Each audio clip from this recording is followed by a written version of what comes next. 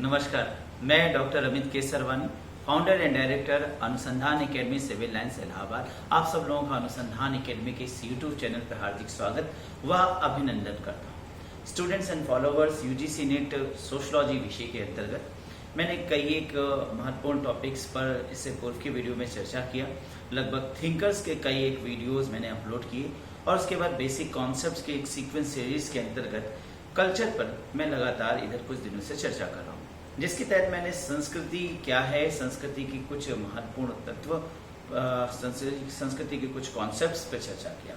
इससे पूर्व की वीडियो में मैंने संस्कृति, जिसके विषय में मैंने आपको बताया कि whatever we have learn till now inherited from our ancestors is our culture. यानी संस्कृति क्या है, वो सब कुछ जो हमने अब तक सीखा अपने पूर्वजों से और हस्तांतरित होता आया, वो हमारी संस्कृति है। मैंने आपको पूर्व में बताया कि संस्कृति क्या है, एक प्रकार से देखें तो अब तक का सीखा हुआ व्यवहार है।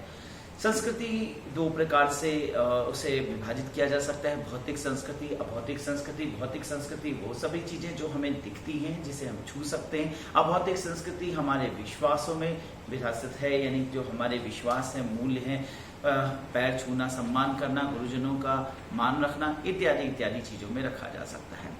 सोरोकुन ने संस्कृति के तीन तत्व बताए, दैट इज विचारात्मक संस्कृति, आदर्शात्मक संस्कृति, ऐन्द्रिय परक संस्कृति, जिसमें उन्होंने कहा कि एक पूर्व की स्थिति यानी जिसमें हम ईश्वरी भाव और आत्मा को महत्व देते हैं, यानी एक प्रकार से कहा जाए विचार प्रधान समाज होता है। फिर वो आदर्श की स्थिति में आता है जिसमें विचार और विज्ञान दोनों मिक्स होता है, और फिर उसके बाद ऐन्द्रिय परक संस्कृति जिसमें इंद्रिय सुख की ओर बढ़ते हैं। लेकिन संस्कृति वापस अपने क्रम में वापस लौटती है और ऐन्द्रिय सुख से आदर्श और आदर्श से वो वापस विचारात्मकता की ओर आती है। इस प्रकार से देखा जाए तो संस्कृति का यह क्रम उतार चढ़ाव चलता रहता है। सोरोकुन के बाद हमने आपसे चर्चा की थी सांस्कृतिक निर्धारणवाद की, जिसमें संस्कृति ही सब कुछ निर्धारक करती है, यानी समाज में हो रहे सभी प्रकार के परिवर्तन में संस्कृति ही उत्तरदायी है।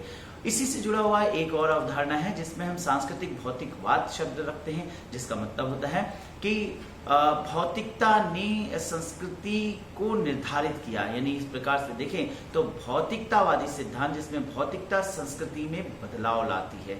जिस प्रकार से आर्थिक भौतिकवाद या ऐतिहासिक भौतिकवाद में हम अर्थव्यवस्था को सब कुछ मानते हैं, उसी प्रकार से इस सिद्धांत के अंतर्गत हम भौतिकता को यानी अर्थव्यवस्था को सांस्कृतिक बदलाव के लिए जिम्मेदार मानते हैं।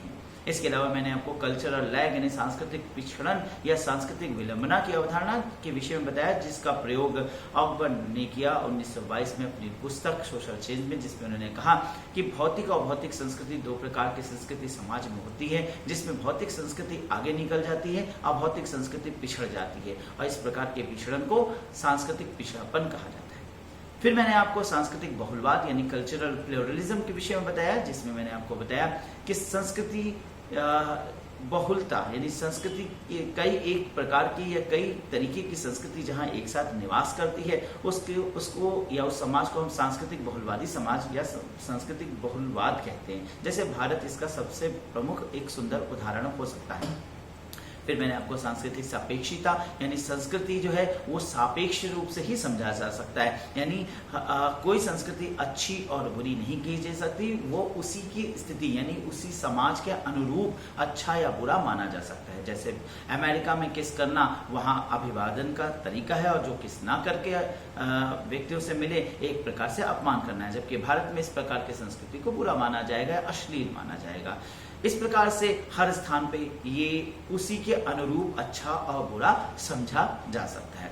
फिर मैंने आपको कुछ अवधारणाएं जैसे सांस्कृतिक रिविटलाइजेशन यानी पुनर्जीवीकरण, कल्चर रिविटलाइजेशन यानी हमारी संस्कृति को फिर से जीवित करना, यानी पूर्व की संस्कृति उसमें वापस लौटना। और इसके बाद मैंने आपको कल्चरेशन और डिसकल्चरेशन के विषय में बताया, जिसमें मैंने आपको बताया कि डीकल्चरेशन क्या है, जिसमें हमारा एक प्रकार से परमानेंट लॉस हो जाता है, यानी पूर्व की संस्कृति को पूरी तरीके से भुलाकर हम नई संस्कृति में समा जाते हैं। जबकि निसंस्कृतिकरण यानी डिसकल्चरेशन क्या है, temporary loss of the culture, यानी कुछ समय के लिए हम पूर्व की संस्कृति को भुलाते हैं और फिर उसके बाद हम वापस उस संस्कृति को लौट लेते हैं। जैसे जेल में हम गए और कुछ दिनों के लिए हम अपनी डेली रूटीन को भूल जाते हैं, लेकिन कुछ समय बाद हम जब वापस जेल से बाहर आते हैं तो हम डेली रूटीन की यात्रा में फिर से लग जाते हैं। इसी तरीके से मैंने आपको नव संस्कृतिकरण, पार संस्कृतिकरण, प्रति संस्कृति इन अवधारणाओं को बताया था, जिसमें नई संस्कृति को अपनाना नव संस्कृतिकरण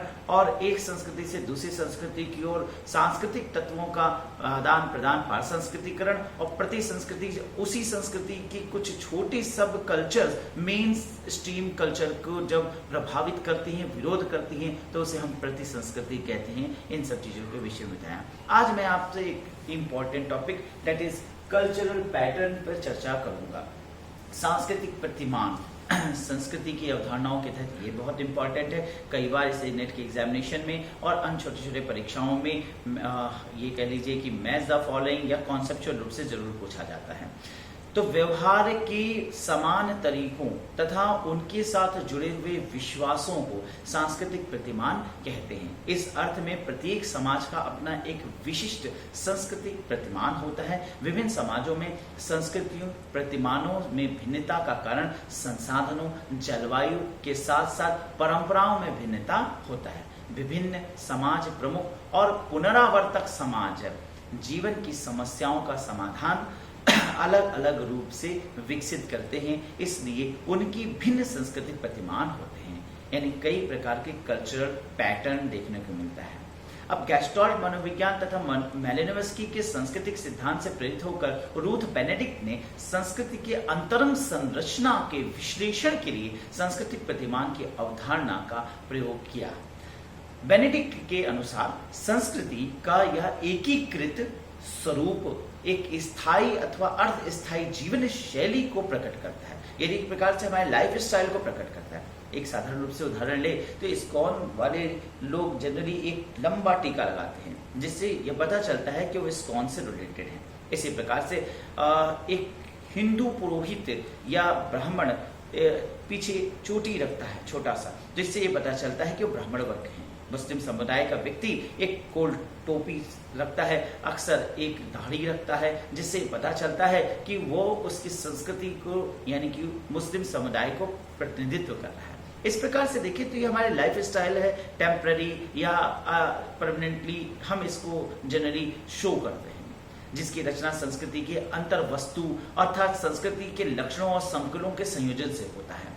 बेनेडिक्ट ने संस्कृति के लक्षणों और संकुलों द्वारा निर्मित इस विशिष्ट जीवन शैली या जीवन पद्धति को ही सांस्कृतिक प्रतिमान कहा।